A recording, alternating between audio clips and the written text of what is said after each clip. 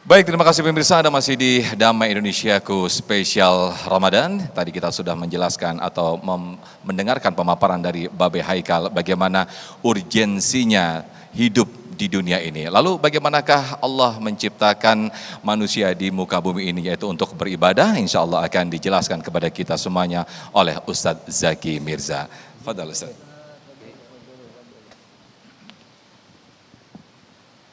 Cik. Bismillahirrahmanirrahim. Assalamualaikum warahmatullahi wabarakatuh.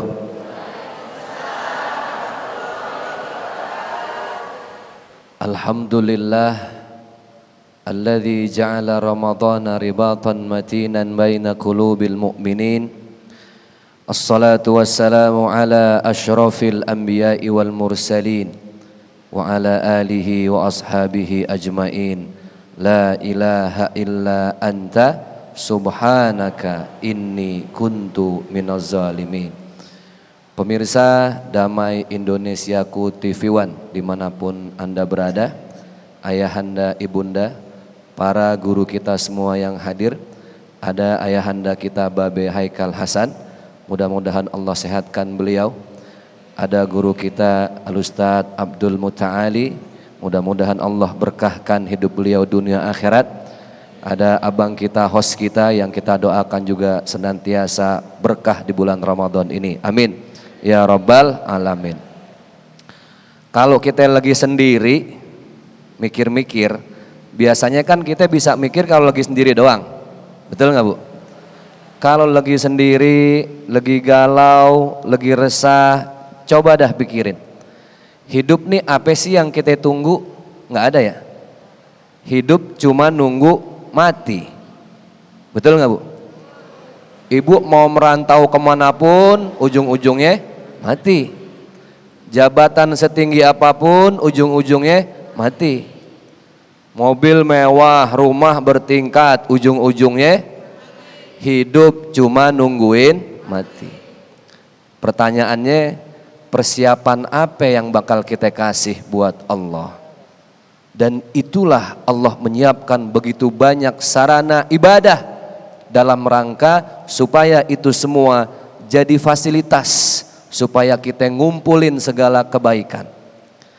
Ada satu hadis dari baginda Rasulullah sallallahu alaihi wasallam.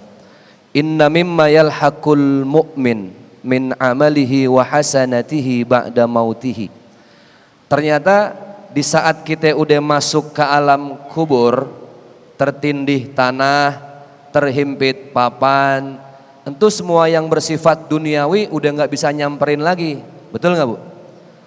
Yang nyamperin, yang dampingin, yang jadi cahaya adalah semua amalan-amalan dan ibadah kita.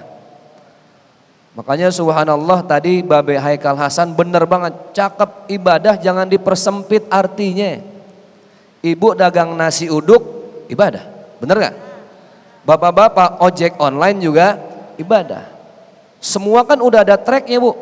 Suami ibadahnya dengan cara yang sudah Allah format, setelan pabriknya udah begitu dari sononya. Istri perempuan juga udah begitu. Jadi masing-masing sudah ada tracknya. Suami Masya Allah berat tanggung jawabnya, betul gak Pak? Sekarang ibu punya dosa, bikin maksiat, di akhirat yang tanggung jawab siapa? Tuh enak banget ya, suami. Sekarang suami punya dosa di dunia, yang tanggung jawab siapa? Tuh suami lagi.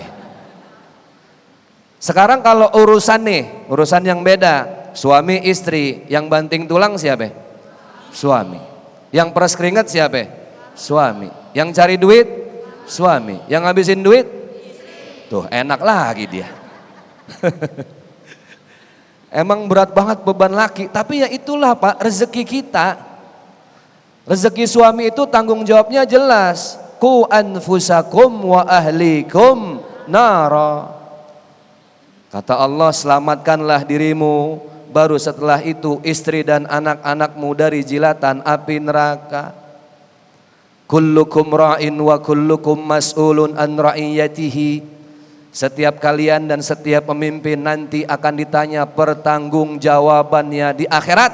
atas apa yang kita pertanggungjawabkan selama di dunia ini.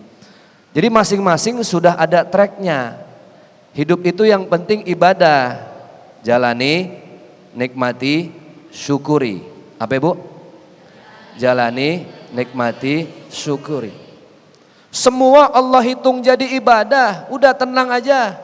Tugas kita cuma ngumpulin bekal di akhirat. Tapi bukan berarti ibadah itu dipersempit dalam urusan sholat, dalam urusan qiraah Al-Quran. Tidak. Semua aspek kehidupan kita adalah ibadah.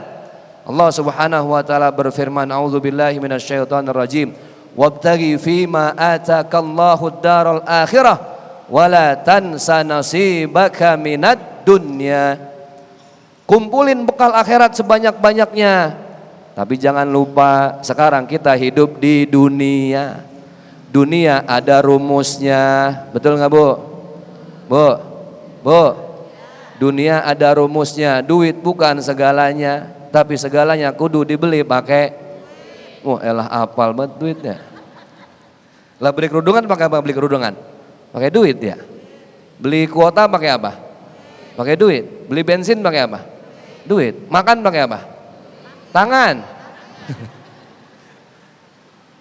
Jadi sekarang kita masih hidup di dunia, semua apapun yang kita jalani dan kita lakukan itu Allah hitung sebagai ibadah dengan catatan niatnya harus lillahi ta'ala. Makanya karakteristik orang muslim itu ada 3 jenis ibadahnya. Yang pertama ada yang disebut dengan ibadatul abid. Orang yang ibadah mengerjakan urusan dunia maupun urusan kepada Allah, salat dan lain sebagainya, dia karena takut kepada Allah. Alasannya apa? Takut.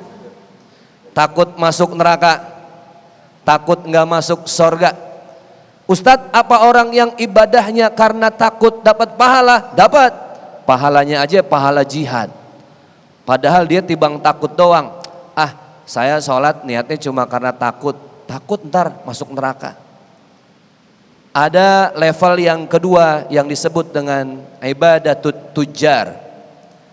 Orang ibadah niatnya hitung-hitungan pahala. Sholat berjamaah dilipat gandakan berapa kali lipat? 27 kali lipat. Dicatat sama dia. Sholat zuhur di masjid 27 kali lipat. Asar berjamaah lagi 27 kali lipat. Dulu ada sinetron namanya Bang Madid. Masih ingat gak? Semua kebaikan dicatat sama dia. Nah ini contoh ibadatut tujar. Orang yang ibadah ngitung-ngitungin pahala. Ada ibadah yang paling dahsyat. Tapi Pak Ustadz, sebelum kita bahas ibadah yang paling dahsyat, bagaimana orang yang ibadatut tujar tadi? Apakah semua ibadahnya dapat pahala? Dapat. Pahalanya pahala ijtihad. Kalau yang tadi orang ibadah karena takut dapat pahala jihad. Tapi kalau orang yang ibadah karena hitung-hitungan pahala, pahalanya ijtihad.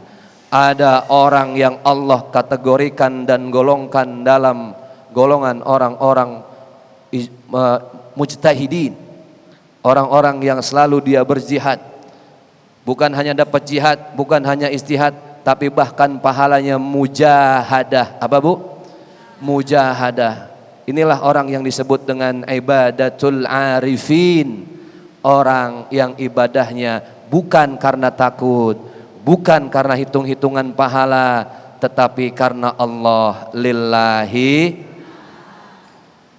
Ini orang yang paling nikmat. Udah mudah-mudahan Allah golongkan kita ke dalam kategori orang yang paling tinggi di mata Allah Subhanahu wa taala. Orang yang ibadahnya karena Allah. Ibu sadar gak sih kalau setiap sholat 5 waktu kita lagi ngasah niat kita tuh. Sholat zuhur, usolli fardu zuhri arba'a raka'atin mustaqbilal qiblati adaan lillahi ta'ala. Ujungnya lillahi ta'ala. Lillahi ta'ala sama dengan lillahi rabbil alamin. Subuh niatnya ada lillahi ta'ala, zuhur ada lillahi ta'ala, sampai sholat isya pakai lillahi ta'ala. Nanti di iftitah kita baca lagi, inna salati wa nusuki wa mahyaya wa mamati lillahi rabbil. Intinya ibadah yang terbaik itu ketika niatnya hanya untuk Allah. Mau Allah kasih pahala terserah Allah, mau Allah enggak terima terserah Allah. Ilahi anta maksudi wa ridhaka matlubi. Ya Allah, hanya Engkau maksud dari semua ibadah kami dan hanya keridhaan yang terus menjadi mimpi-mimpi kami. Mudah-mudahan bermanfaat. Amin, amin ya rabbal alamin. Terima kasih Ustadz Zaki Mirza kembali menegaskan kepada kita semuanya bahwa ibadah jangan hanya dipersempit, yaitu bernilai hanya rutinitas sholat saja. Namun apapun profesi kita, ketika kita diniatkan untuk beribadah kepada Allah Subhanahu Wa Taala, insya Allah akan menjadikan pahala untuk kita semuanya. Insya Allah di segmen berikut Ustadz Abdul Mutali akan menjelaskan kepada kita semuanya bahwa manusia diciptakan di muka bumi untuk menjadi khalifah. Sesaat lagi tetaplah di Damai Indonesiaku.